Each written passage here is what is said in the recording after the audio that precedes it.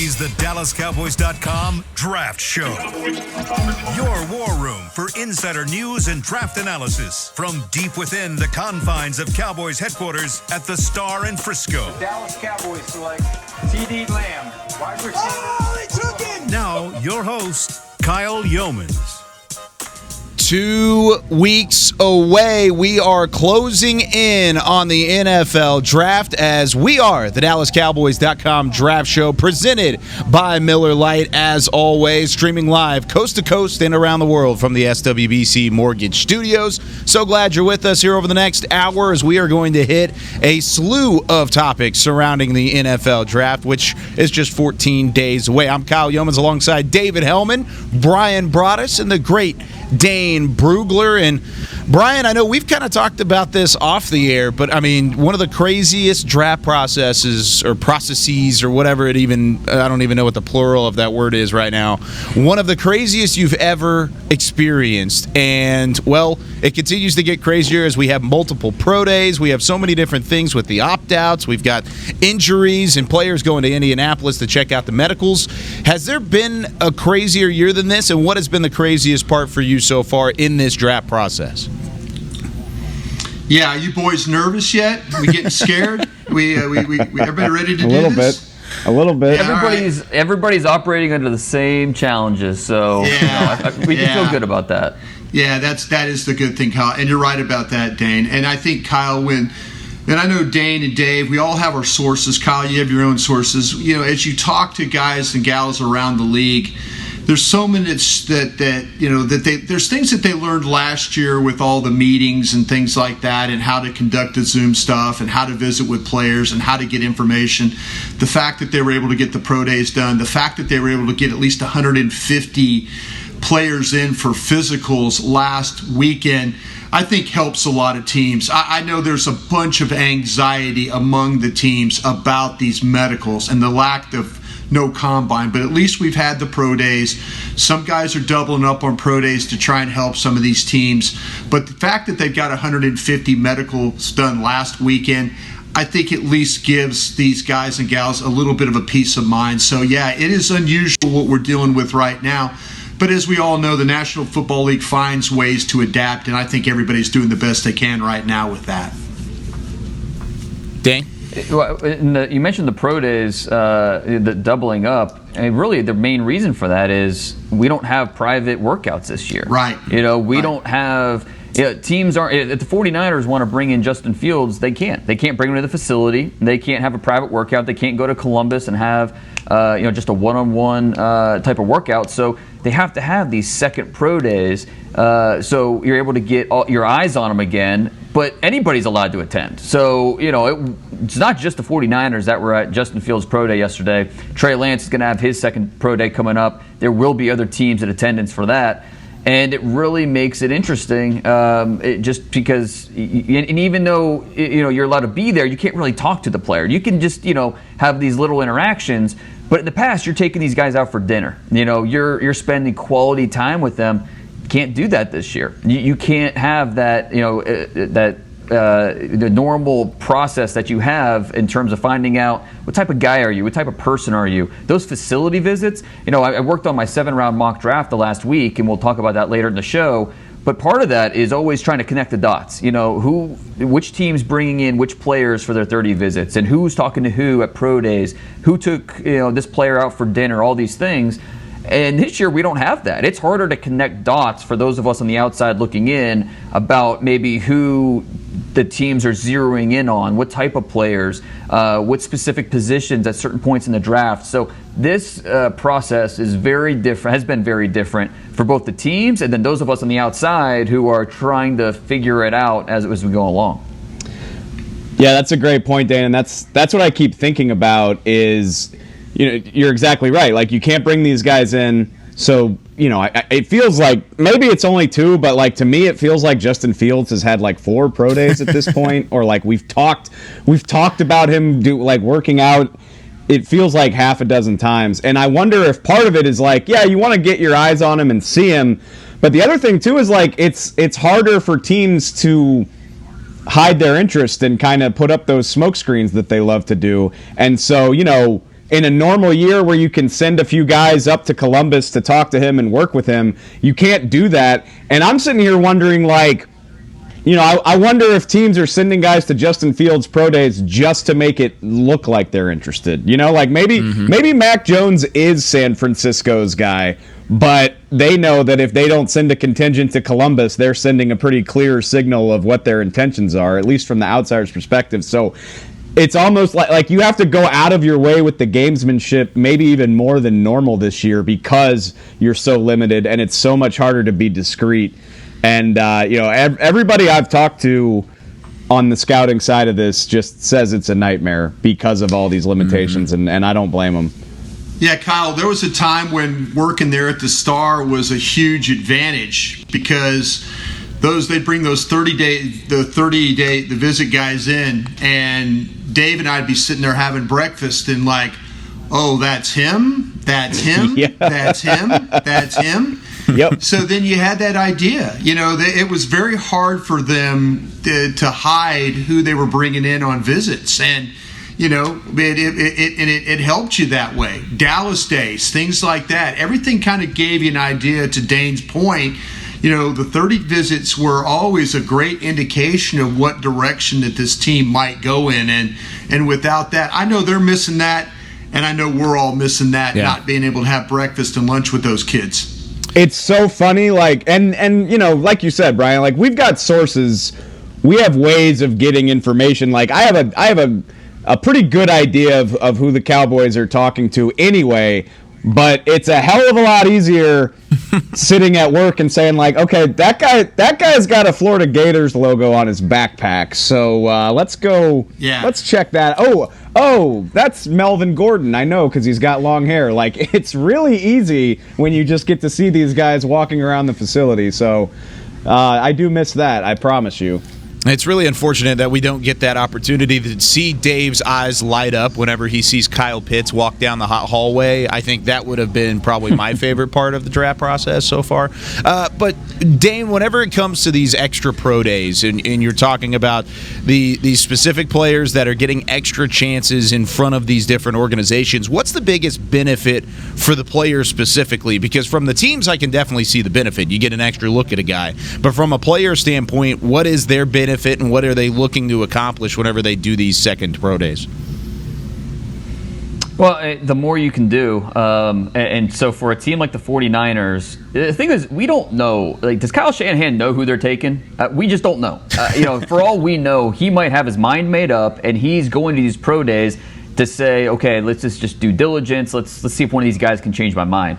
But we just don't know. And so if you're Justin Fields, if you're Trey Lance, you know, the tea leaves say it's Mac Jones, but, you know, who knows? If you go out there and put together a strong workout, well, maybe I could be the number 3 pick. You just don't know. So, you know, some of these guys, it's about injuries, you know, like a Jabril Cox. He's having his pro day here coming up here next week.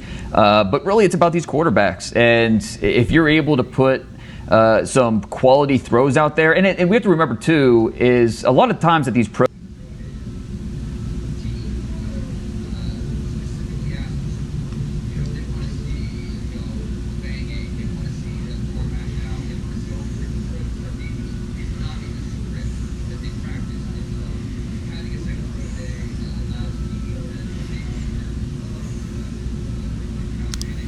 So I think we lost Dane on the live view. We'll get him back here in a couple seconds. Dane, are you still there?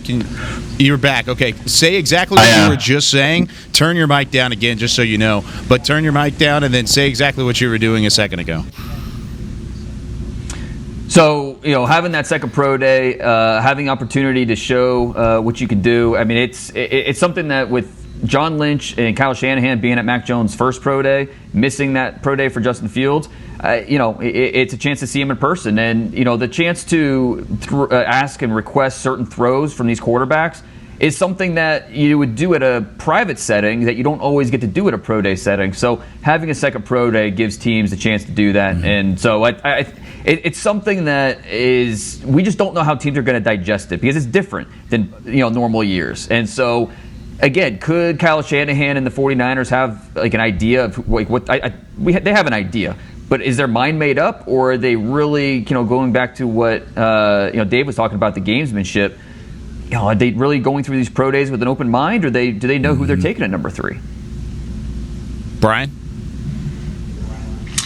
Yeah, I think they know damn good and well who they're going to take. I just think that the problem that I think the thing that's interesting is that they have an advantage of knowing who the Jets are going to take too, because of Robert Saleh being on that staff at San Francisco. They know what's going to happen ahead of them. They know the 2 picks, so they're able to kind of get a little bit of a gauge of what's going on. What I find very interesting, guys, is there's crusties like me that don't believe that they're going to take Mac Jones. But then you've got former Shanahan players coming out. Richard Sherman came out yesterday and said, they're taking Fields. They're not taking Mac Jones. So it's funny now to see how people are lining up. And Kyle Shanahan is not going to get influenced by what Crusty Brian Broaddus says or what Richard Sherman says. But I have an idea that they know the guy that they're going to take. I don't think there's any smoke screening going on here. I think they have an idea. You traded up for that pick for a purpose. I think they had a player in mind. I think they're doing their due diligence just to look at all the workouts. But, if you're going to see if a player's going to have a workout, one of these quarterbacks especially, unless you're the Los Angeles Rams, then you're probably going to be at all these workouts and stuff. Because, like I say, the Rams have shown that they're not going to any of these workouts. And Brian, I refuse to believe Mac Jones will be a top 5 pick until Roger Goodell reads his name. You can't. I'm there too. I do too. And hey, yeah. I said the same. I said the same thing about Daniel Jones, and I was blown away. So it's definitely possible, but I gotta see it. Got to see it to believe it. It's just whoever has Jones where on the we back are of the right jersey. now. Mac Jones is still the favorite, right? I mean, I think he is. I mean, I don't know. I'm just going. I have no idea who that number 3 pick is going to be. I'm just going based off of what I hear around the league and what other teams expect to happen. And they think that Mac Jones is the favorite, but they don't know either. Yeah, like I said, Kyle Shanahan is probably the only person and maybe John Lynch, that really actually knows who this pick is. There are people in that 49ers organization that don't know, that are still kind of waiting at the edge of their seat saying, okay, who's our quarterback going to be? So I don't know. I can understand the Mac Jones pick. I really can, but don't be surprised. I wouldn't be surprised at any of those 3 quarterbacks is what I'm getting at. See, one of the advantages, too, being crusty old guy is you have old crusty friends that run these teams. And so I was talking to these guys, and I point blank asked these guys, I said, listen, you really think they're taking Mac Jones? And I got to 5 guys. I usually 7 guys I talk to that that do this stuff, that with these teams. 4 of the 5 guys said there's no way Mac Jones is going to be that pick.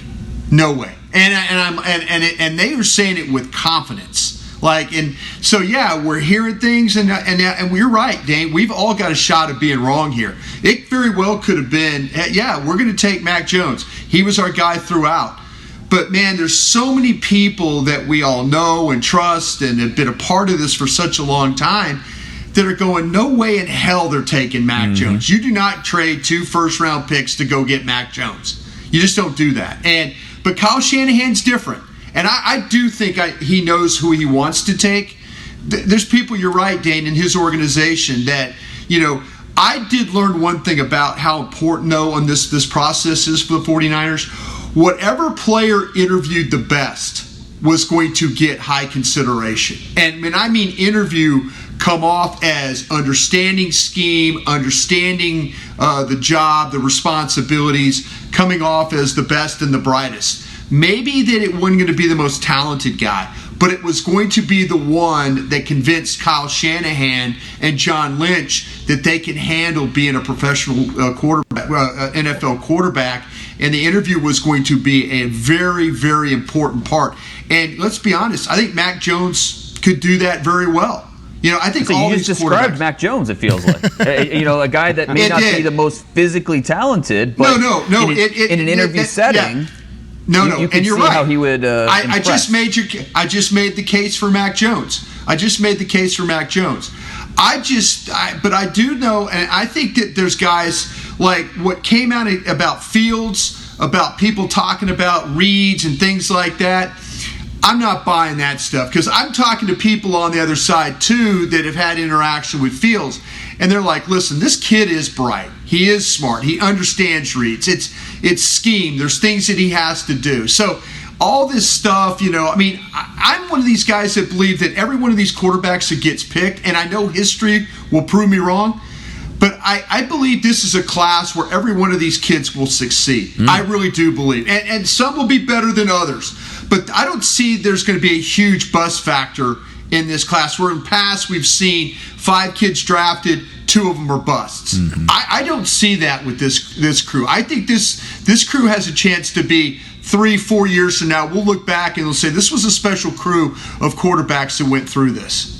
And it's been said before that if you're good in the interview room, if your decision-making on the field is top-notch, and if your accuracy is there, you're going to have a pretty good chance of going high. And all 3 of those things, you can check the boxes for Mac Jones. So he very well still could be the pick. But, Brian, whenever it comes to these second pro days, and these teams, like Dane said earlier, are going to have to digest this information and have to really kind of figure out how they're going to weigh it on their draft boards, do you think a guy like Kyle Shanahan can have his mind change? Maybe it was Mac Jones all the way up until this point, and then maybe Justin Fields, seeing him in person, maybe getting to talk to him a little bit, changes his mind.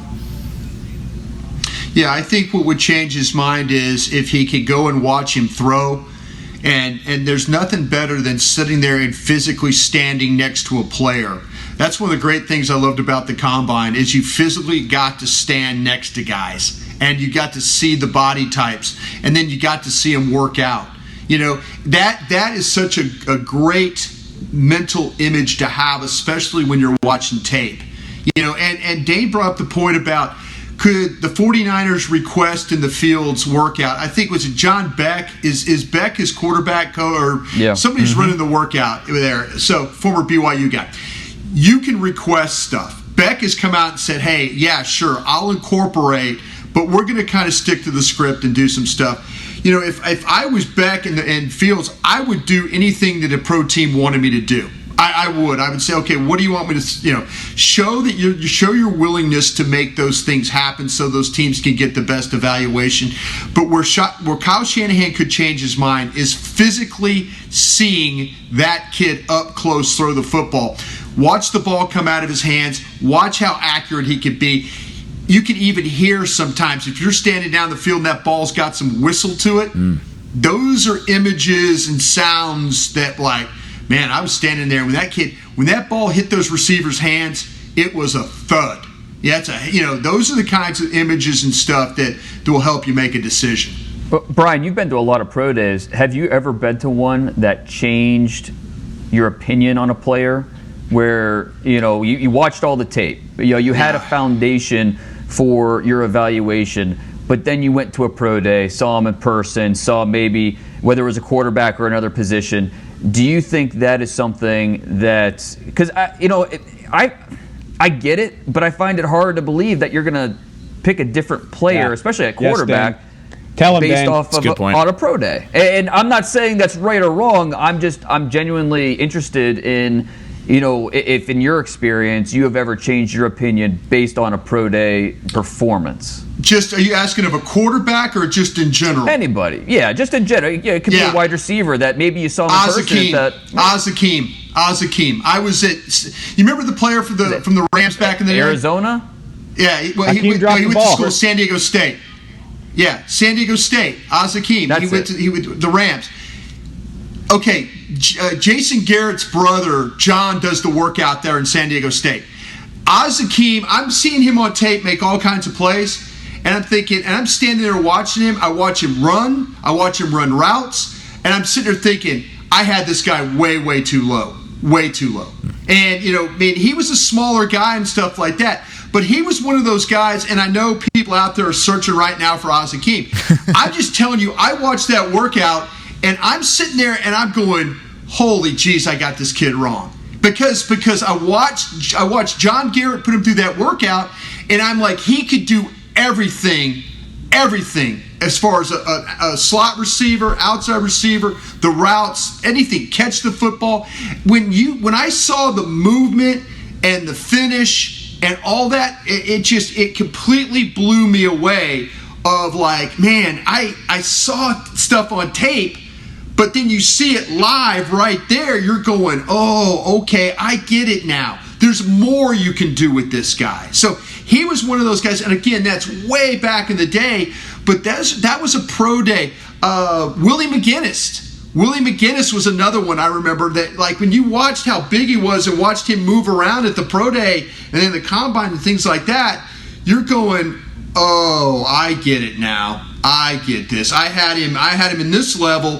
He needs to be at this level up here. Yeah, I think pro days can affect, especially you get those coaches when you get coaches that work these kids out, and they say this kid, when I worked this kid out, he was at this level. When I worked this other kid out, he was a little bit down here. So I think those pro days can affect how these coaches see these players. I absolutely hear what you're saying, and I don't think you're completely crazy. But in the case of quarterbacks get overdrafted anyway. And at this point in 2021, all of these guys have a former quarterback coaching them on how to do these workouts. Like, all of these guys can make the throws that they need to make and impress teams in a scripted workout. I think if there's something that's going to change a team's mind about a quarterback, it's going to be talking to them, interviewing them, how they command the room, how they kind of take over.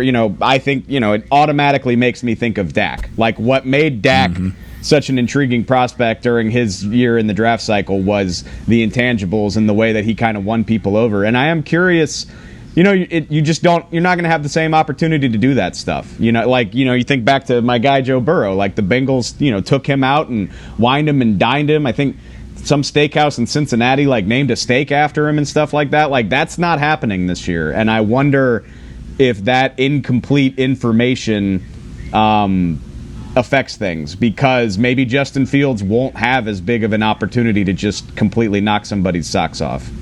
Well, and then that's a great point, because you think about all the quarterbacks. Carson Wentz, before the Eagles drafted him number 2 overall, at the combine, they bring him into a hotel room with everybody there. They got a screen ready, and they're going through plays and say, okay, what are you seeing here? What's the protection? What's the coverage? Why'd you make this decision? Why'd you do this? Go through his interceptions. Why? What happened here? What would you do differently? Those are the things that we could do through a virtual meeting, through a Zoom call, but it's just a little different this year, and so it's tougher. And we've got a historic quarterback class. We're going to have 5 quarterbacks go in the top 10, most likely, for the first time ever. And it just happens that it might be the toughest year to fully evaluate these guys as well. Puts a lot of extra pressure on these pro days and a little added weight, too. Just maybe that's where you do change your mind. And even though that's not how it has been in the past, could potentially be that way this year. It's still yet to be seen, and there are some surprises that are in store here over the next couple of weeks. That is no doubt about it. Whenever we come back on the other side of the break, what players are you okay with trading away from at pick number 10? Are we running from our board, or are we getting better as a football team? We're going to answer that question and a lot more. Twitter on the 20 is next when we return on the DallasCowboys.com Draft Show. Sometimes nothing beats a classic. Miller Lite, the original light beer, brewed with great taste and only 96 calories, available for delivery. Celebrate responsibly. Miller Brewing Company, Milwaukee, Wisconsin. 96 calories, 3.2 carbs per 12 ounces. We're back with a tasty treat that's sweeping airwaves and taste buds. It's new Dr. Pepper and Cream Soda. Let's take a listen. Dr. Pepper and Cream Soda's here. A new combo that's music to my ears, okay. Let's play. Cream soda and Dr. Pepper time. Pour it in a glass of ice. Ah, music to my ears and mouth. New Dr. Pepper and Cream Soda. A delicious duet. Hey, Cowboys fans, if you're thinking about attending a game this season, visit cowboystravel.com to book your travel package today. Stay at the team hotel, have dinner with a Cowboys legend, and experience AT&T Stadium's exclusive VIP Owners Club. Also, tour the Star, get autographs from your favorite players, and talk X's and O's with me, Mickey Spagnola. The official travel partner of the Dallas Cowboys will take care of all your travel needs. Visit cowboystravel.com. There's nothing as unique as our eyes, which is why Essilor pioneers ways to make lenses as unique as you. Verilux for super sharp vision, Essential Blue for protection, and Crizal for freedom from glare. 3 cutting-edge solutions in a single unique lens. So whatever your needs, insist on Essilor. Visit your local Essilor experts and find the perfect lens for you. See more, do more, Essilor. Sometimes nothing beats a classic. Miller Lite, the original light beer, brewed with great taste and only 96 calories, available for delivery. Celebrate responsibly. Miller Brewing Company, Milwaukee, Wisconsin. 96 calories, 3.2 carbs per 12 ounces. This is the DallasCowboys.com Draft Show.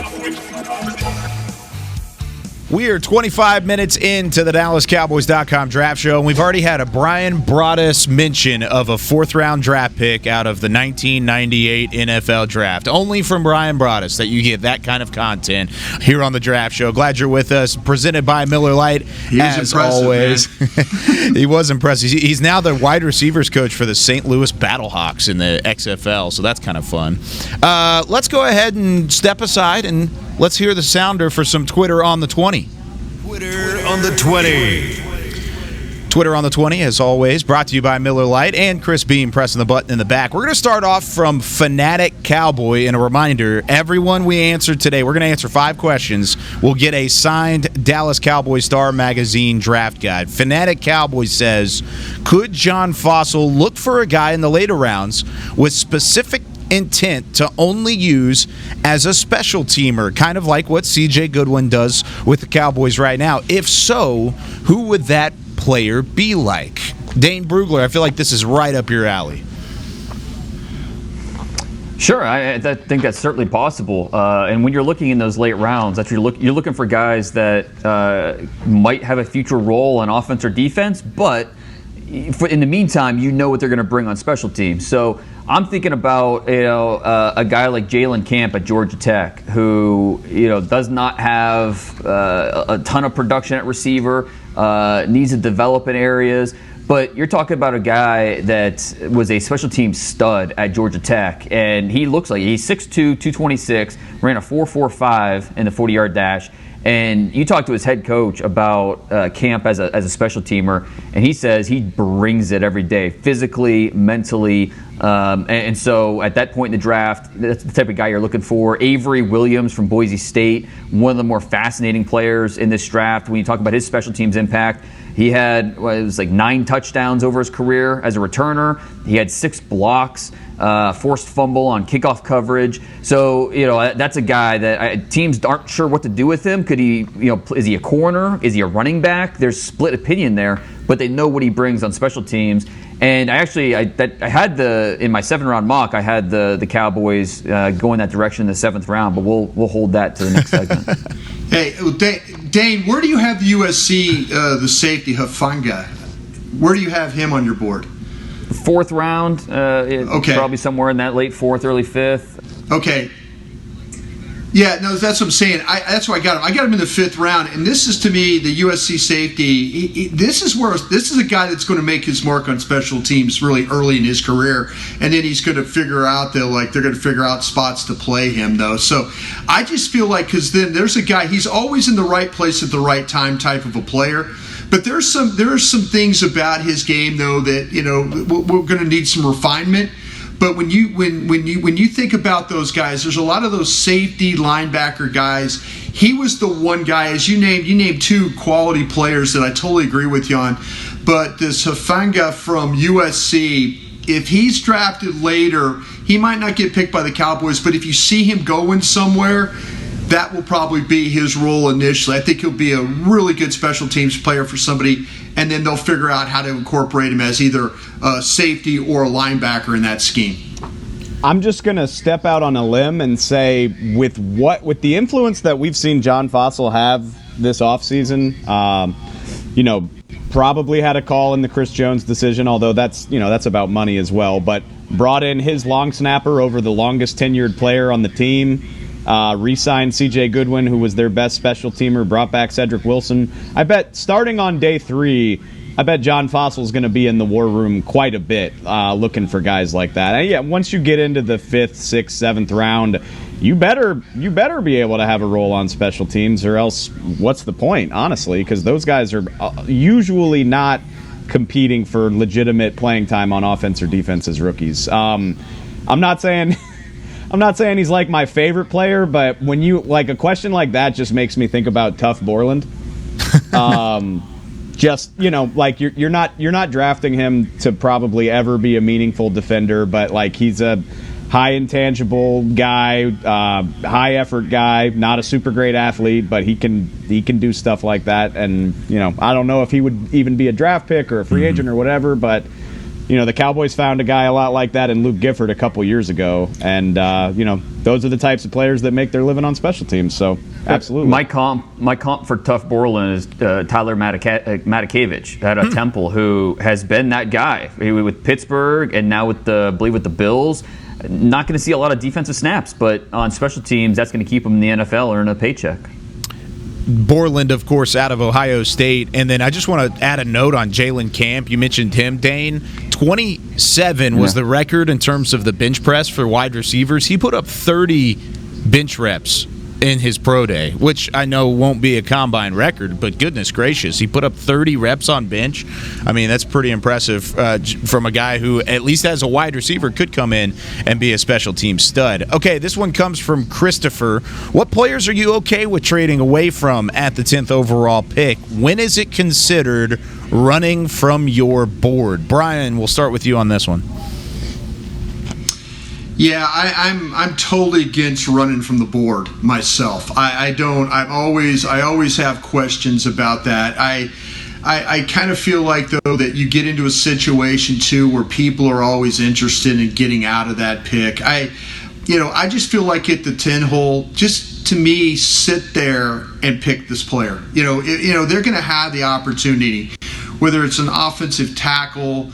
I don't think that tight end's going to get to you. I really, really don't. I think there's going to be a quality cornerback there. So to me, I can't answer your question away because I don't want to run away from that spot. I really do. The players that I've evaluated, I feel like those guys deserve to be picked at that 10th spot. We'll see what happens with Parsons and people like that. I'm kind of getting some vibe that maybe that Parsons wouldn't be the pick at 10. That maybe they might be in a situation where they would go another direction.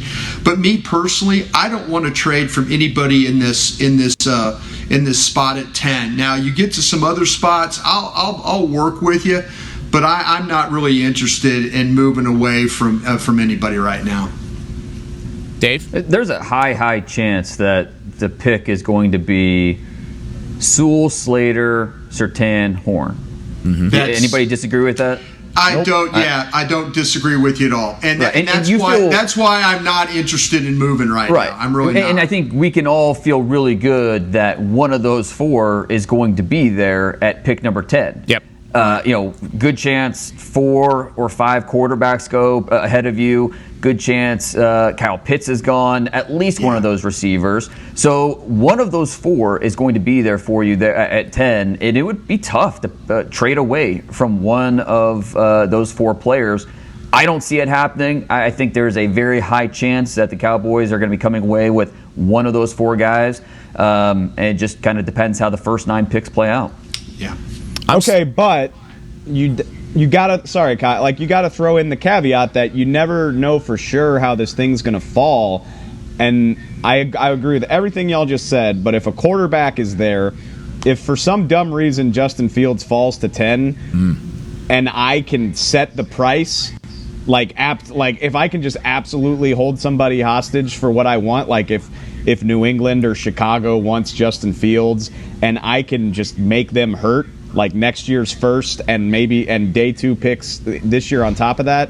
Like if New England wants to give me next year's 1 and one of their 3s this year to drop back 5 spots, I would trade away from a really good player to do that. I would. What is your level of, where do you have Newsome in relation to Surtain and Horn? Not on the same level, but if I came away with him at 15 and got all of that stuff in return, I would feel okay with that. Or even, I was about to say, I agree with what y'all just said. Like Sewell, Slater, Horn, Surtain, and I don't think he'll be there, but I'll throw in Pitts. Like, those 5 guys, I feel really, really, really, really good about drafting. But if the Cowboys, obviously we know they don't always agree with us. If the Cowboys wanted to draft Parsons or Kwity Paye at 10, I would bail the hell out of there so fast.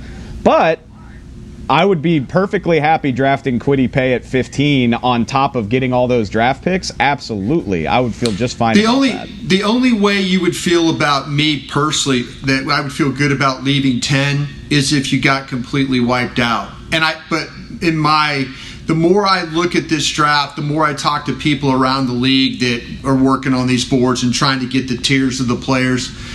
Dane's right. You're going to have a very good player at 10 to draft. And it's just a matter of you handing in that card. I don't want to get cute at 10. And I understand, Dave, what you're talking about with the quarterbacks and stuff like that. But if you're telling me, that's why I was gauging on Newsome. If you think that Newsome, and he would be the one guy that I think I would, if I was trading down, that I would keep an eye on. But I've also done a study, too, about all these cornerbacks and all these cornerback needy teams behind you, that all of a sudden you're thinking, okay, if I drop back 5 spots, is that cornerback I'm going to want? Because if you don't feel like there's a big drop-off between Newsome and Horn and Surtain, then go ahead. Yeah, back up, see what you could do. But I feel like that they're probably going to feel like that either the offensive tackle, Surtain or Horn, is going to be too valuable for them to move away from. And I just want to be clear, I don't disagree with anything you just said. And I think that's probably what will happen, and I would be just fine with that. But let's just use the Patriots as an example, because we know that they don't have a long-term quarterback situation. They have a lot of draft picks. Like, if the Patriots, if you drop back to 15 and wound up with their 1 next year and pick 96. So you pick 5 times in the top 100 and add next year's first round pick. That doesn't tempt you at all. Cowboys might do that. Yeah, but I'll tell you this though. Well, okay, depending on who you got at 15 though. If they're comfortable taking Newsome or Ojulari or one of those guys, if they're comfortable. If they're comfortable taking Barmore, me personally, I wouldn't. But that's what I'm saying. This is where you don't think about trading away. Next year's 1 could get you to move. I'll tell you a trade I would make if you want. I'd give Washington their quarterback at 10, but I'm asking you for Chase Young coming back. I'll take 19 and Chase Young. Yeah. Sure. How bad do you want my pick? You know what I'm saying? Have Washington throw in the Lincoln Monument as well. But that's what I'm saying. And yours is not. Well, you're saying that New England's going to give you a 1? You for sure on that? No, but that's what I want. And then it'd be reasonable. It's to me. If they're not willing to pay it, then you just make the pick. If you get 46 from them, I think you're doing good by that. I think if you get their 2nd round pick for a 5-spot move, that's a way overpay on their part. We all understand the value of quarterbacks. Okay, football team, I'll see how bad you want your quarterback. How bad you want him? Enough to give up one of your guys? See, that's how you. Okay. I think the Patriots. So it's the same thing I'm saying about the Patriots. No, I think the Patriots would be way. I think they'd be way more willing to give up a future pick than Washington would be willing to give up one of the best pass rushers in the league who's on a rookie deal for 4 more years. I'm about to give you your quarterback.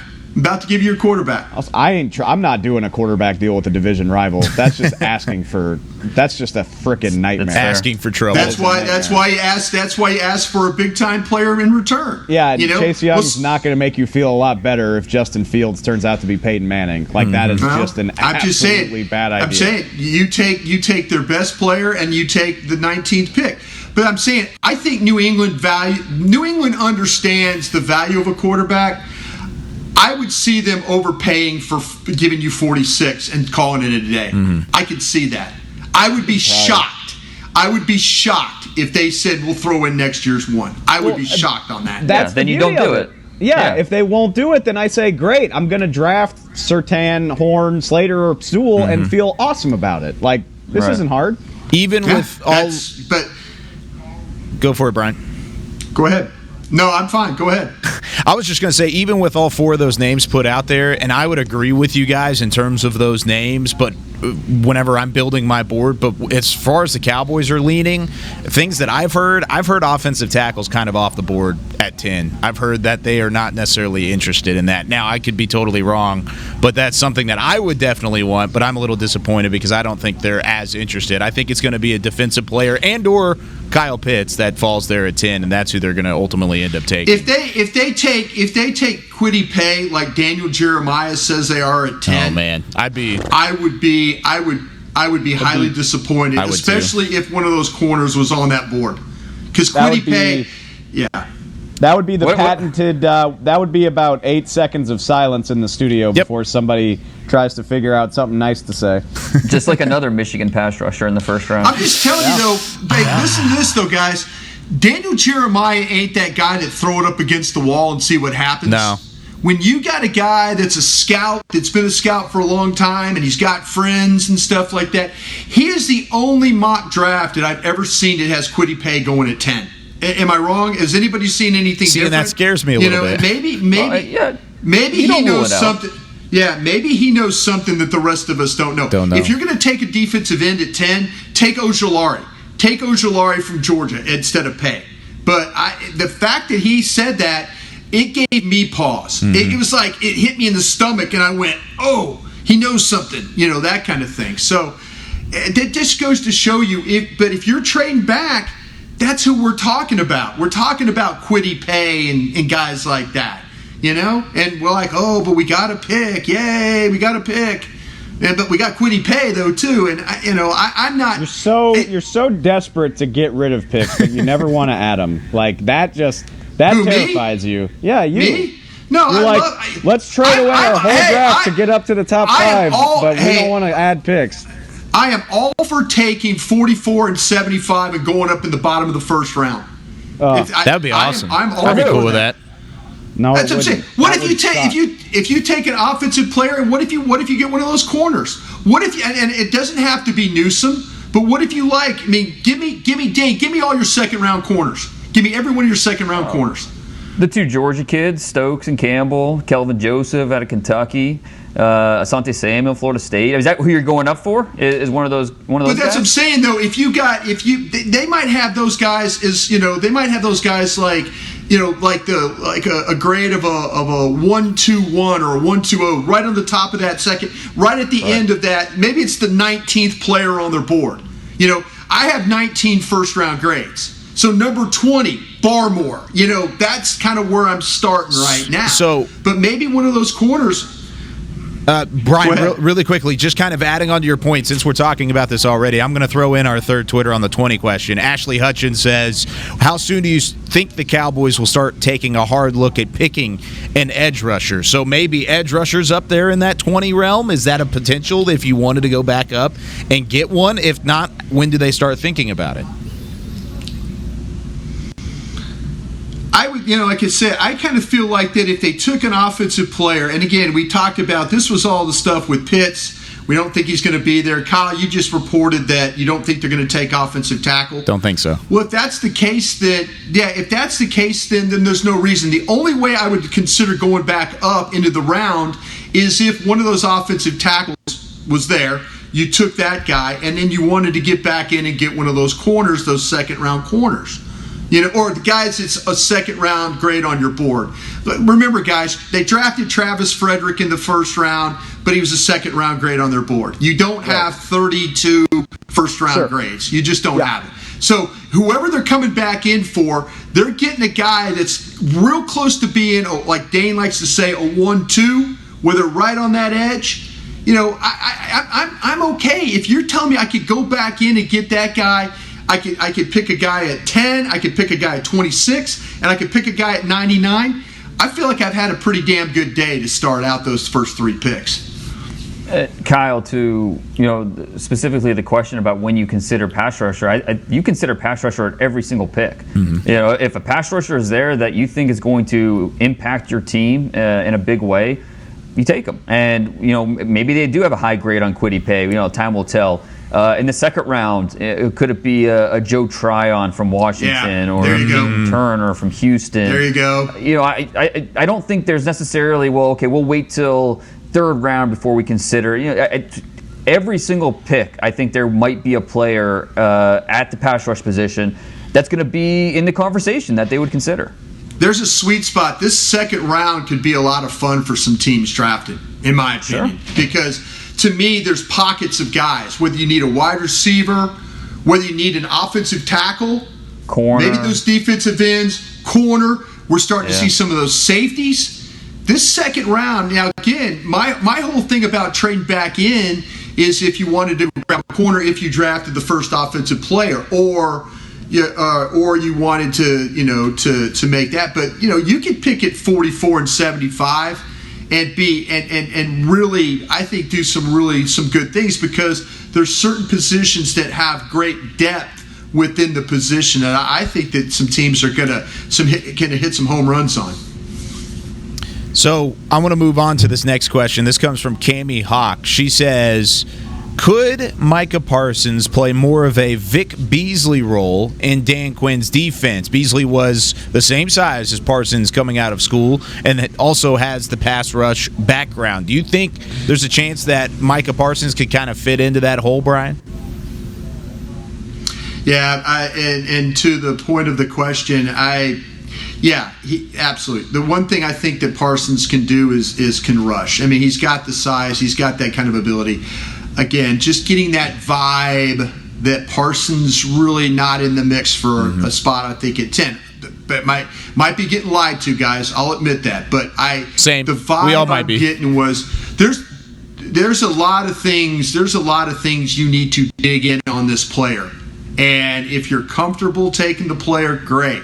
If not, let somebody else have that honor of doing that. But to the point, I think you have a potential pass rusher on your hands when it comes to the linebacker spot. Yeah. If he's the pick, he better contribute to the pass rush in a serious way. Like he needs to. And I feel like I bring it up a lot because it just happened. But Todd Bowles schemed up a way for Devin White to have 9 sacks last year. I mean, he was a significant part of that pass rush, which already had good pass rushers, and that wasn't even really part of his, thumbnail coming out of college. That wasn't something that he did at a, I mean, he could do it, but didn't do it all the time, and they still managed to find a way to do it. So with that type of athleticism and knowing that he can do it, he better be contributing to the pass rush for him to be worth that high of a pick, in my opinion. There's no question that he could, because that's what he did in high school. He was a pass rusher. He's a defensive end.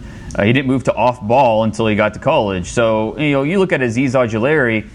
Azeez Ojulari is 3 pounds heavier than Micah Parsons. So we're not talking about this is a 220-pound linebacker here. Right. Micah Parsons has 11-inch hands, humongous hands. There's a lot of things that you point to and say, he could be a pretty dynamic blitzer for us. So I think if you draft Micah Parsons, you do it with the understanding that he's going to do a little bit of everything for you, and you need to be a little creative with how you use him. But with a talent like that, I think you can do it. Should be fun to watch because, Parsons is one of those names that could sneak into that conversation, but is he really in that conversation? That's kind of what we're waiting until draft night to really see. Okay, final question real quickly. Cowboys Luchador says, Surtain is the obvious front runner at 10, but is there a front runner available at 44? Dane, I feel like you got this. Is there a front runner for the Cowboys at 44? We'll talk about your mock draft in a second.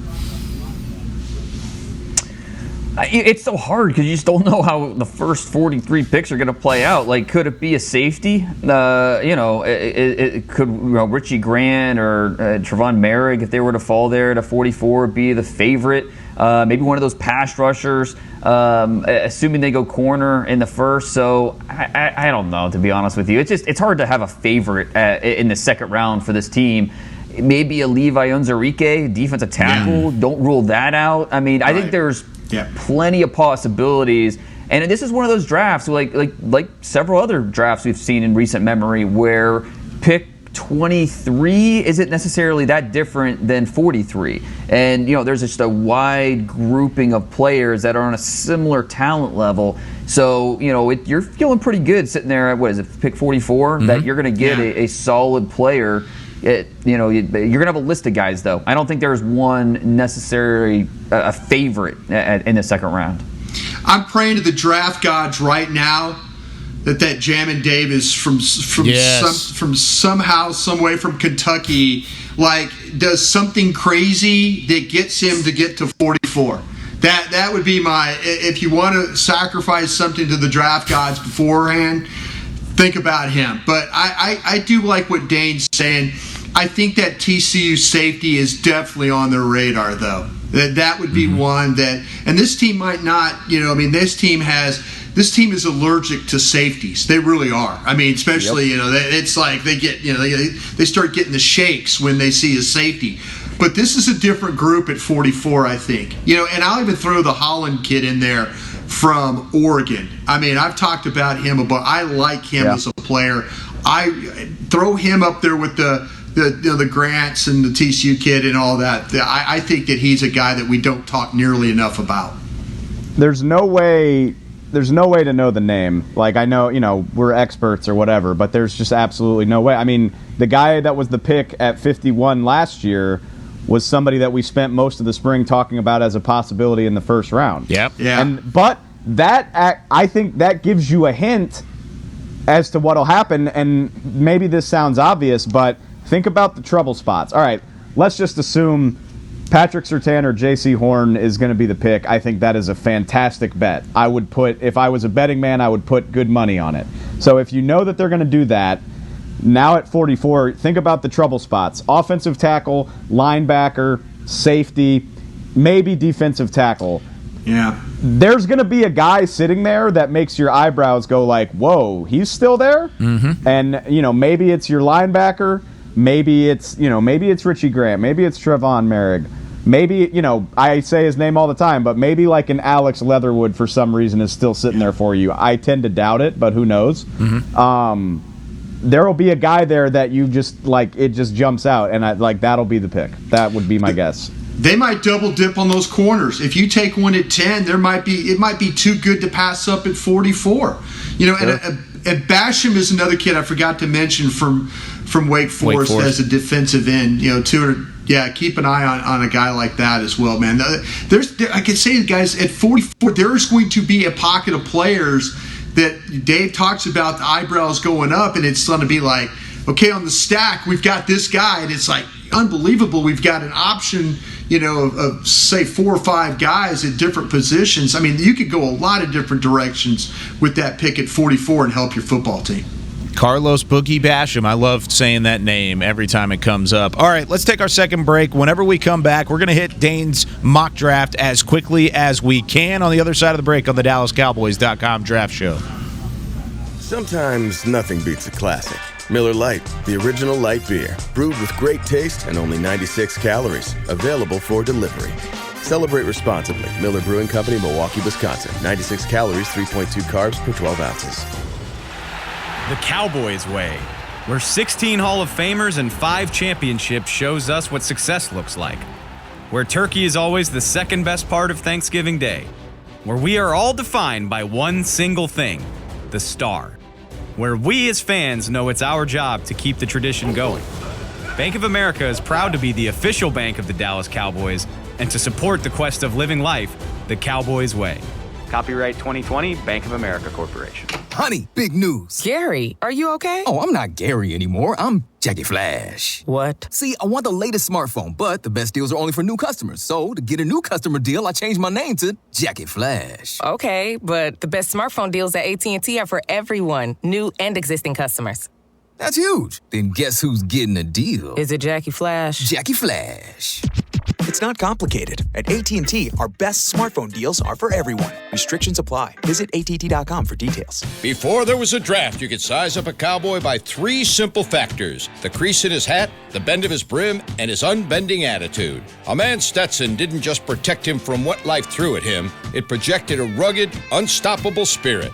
Stetson hats are still American-made with pride right here in Texas. They're still the unofficial crown of all self-respecting Cowboys, and Stetson is proud to be on the field with America's team. Find a retailer nearest you at stetson.com/Cowboys. Sometimes nothing beats a classic.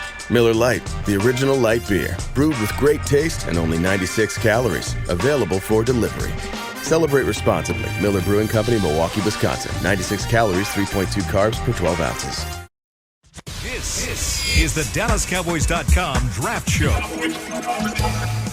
So we've got less than 7 minutes to hit Dane's 7-round Dallas mock draft. Whenever you can go read it on The Athletic. He's got all 7 rounds, all 259 picks.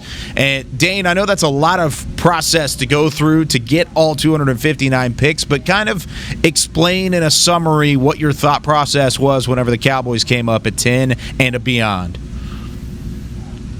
Yeah, it's an interesting exercise because it really makes you focus on, okay, what are the draft habits of each team, organization, GM. Try to focus on not just the needs, but what, certain teams will draft certain positions at a certain point. Some teams will avoid certain positions at a certain point in the draft. So trying to keep track of all that is really interesting, and it helps kind of prepare you for the actual draft. But in this scenario, 5 quarterbacks came off the board in the first 9 picks. Both tackles, Slater and Sewell, came off the board, and then so did Pitts. So you're looking at the first defensive player off the board at number 10, which is crazy. I went back to in the Super Bowl era, so 1967, before the merger. There's only been one time where a defensive player lasted until the 7th pick before they were drafted. That was Champ Bailey in '99. Wow. So for a defensive player to last all the way to 10, it's kind of crazy. But here we are. There's a good chance that that's how it plays out. And in this scenario, Patrick Surtain sitting there for the Cowboys there at the 10th pick, and it kind of just makes too much sense not to happen. So they go get their top pick overall. Then after that, they go safety in the 2nd round with a guy that, Brian, you mentioned in the last segment, Javon Holland out of Oregon. What was your thought process with Holland instead of maybe one of those other safeties and or defensive tackles that could have been there? Well, Richie Grant was off the board. I believe Trevon Merrick was off the board as well. So this really came down to, okay, we could go defensive tackle with Onwuzurike. We could go safety with Holland. There were a few tackles still left with a Sam Cosmi, or Carlos Basham was still there, who I think would be a nice fit in this defense.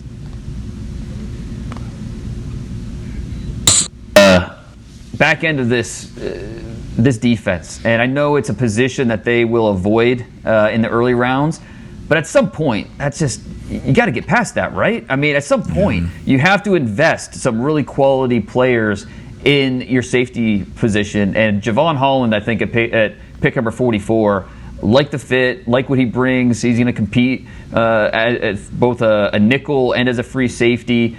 I don't know. Brian, what do you think about Holland? I'll tell you what, I love the pick. That's a true free safety right there that's around the football. Mm-hmm. He tackles well. He plays the ball. He gets his hands on balls. This is a true free safety. And you just watch the tape, watch him play down after down. I mean, he's got a chance, I think, to be a special player. I love the fact that Dane mocked him. When I saw that, I was saying, okay, we're off to a great start here. You got a corner and now a true free safety. So I applaud the pick. I think Dane did a great job for the Cowboys picking there at 44. I want to throw this in too, and Dane, I mean, you're right, and I'm the king of saying I'll believe they draft a safety when I see it, but the new D coordinator loves him some safety play. Yeah. He drafted Keanu Neal in the 1st round when he was the head guy in Atlanta. He brought him here. He brought Kazee here. He worked with Earl Thomas and Cam Chancellor. And I need to follow up on this. I don't know for sure if he went, but Dan Quinn was supposed to go to Eugene for Oregon's Pro Day. Pretty sure he was there, yeah. I think he was on the ground. Now you tell me why the Cowboys D coordinator would be there, because I know there are some other guys coming out of Oregon, but nobody that is on the D coordinator level where your best defensive coach needs to go look at him with his own eyes. So Dan Quinn certainly wanted to take a look at Javon Holland, so I definitely think that's a name worth knowing. There's also maybe a new need for edge rusher as we conclude the draft show, as Aldon Smith has agreed to terms on a 1-year deal with the Seattle Seahawks, according to Ian Rappaport, as of 50 seconds ago. Actually, that's not 50 seconds ago. It says 50 minutes ago. So there's a couple minutes in between there. But, I mean, edge rusher may be there in the second round. There might be a couple guys there like a Carlos Basham that you might want to look at. Tell me about the rest of the picks, Dane, really quickly before we wrap things up. I really like your third-round pick. Or this one at 75, rather, for Marlon Tuipulotu, the USC defensive tackle. I really like that one overall. Yeah, I like the fit there. I like the depth there. I think he's an interchangeable defensive tackle. Can play the 1, can play the 3. At 75, good value. Deontay Smith at left tackle at pick 99. He's a guy you draft and develop. I think he's your long-term succession plan at left tackle. Fourth round, I love pick 115, Chauncey Golston. He's your new Tyrone Crawford. He can reduce inside. He can give you juice off the edge. Love the instincts, love the motor. Dylan Moses, also in the fourth round, a guy that has an injury history, but take a swing at that point because he has early round talent. With Trevon Grimes, wide receiver in the fifth, a guy that you add to the depth chart. John Bates, this is the token Boise State player that the Cowboys have to draft. Also had him go in guard center in the 6th round, William Sherman out of Colorado. And then in the 7th, Kenny Nwangu, running back out of Iowa State, who's a big-time special teams guy, can help out and stick on a roster just based on special teams. So I doubt they're going to make all those picks, not those specific players, but just make those picks in general. I think we'll see them move around a little bit. But with where things stand right now, I think that's a kind of realistic look at how they could go. Yeah, I like what you did with Sherman at the very end of the draft, though. I watched the Colorado tape. He plays tackle. You can plug him in a guard. Yeah. This guy gets movement in the running game. Going to need some work on the pass technique stuff and all that, but you talk about a big, powerful guy. That's what you're looking for. Traits, guys you can develop, guys that play a couple different positions. I think Dane had a hell of a draft for the Cowboys there. I really, really do. I like what he did with all his picks. I'm here for it. Especially I love the first 3 for sure. Yeah, the first 4. You got to go study that East Carolina tackle. That guy's a good player now. He is a really good player. Well, I even like 296 pounds, a little bit of a lighter guy, but great on his feet. Great on his feet. I even like your thought process going later on, getting a wide receiver in the 5th, getting a tight end in the 6th, interior offensive line in the 6th as well. I mean, there's a lot of different ways you could go, and he's one of those guys that I think is off the board. Exactly, yeah. They line up later on, and they figure things out, and I think that's a great way to put it, Dane. Great job. And you can also go check out the entire 7-round mock draft, all 259 picks on The Athletic. Go subscribe and follow Dane Brugler, as of course he does great work there. He does great work here on the DallasCowboys.com draft show. That's going to do it for us next week. Get ready. We've got some live mock drafts coming your way. We'll do it on the show. We'll talk about it. We'll react to it. Plus, we're going to start giving our top 5s at each position starting next week when we come back on the DallasCowboys.com draft show. But for Chris Beam, for Dane Brugler, for Brian Broaddus, David Hellman, I'm Kyle Yeomans. Thanks for listening. We'll see you next week. This has been a production of DallasCowboys.com and the Dallas Cowboys Football Club. How about this, Cowboys? Yeah!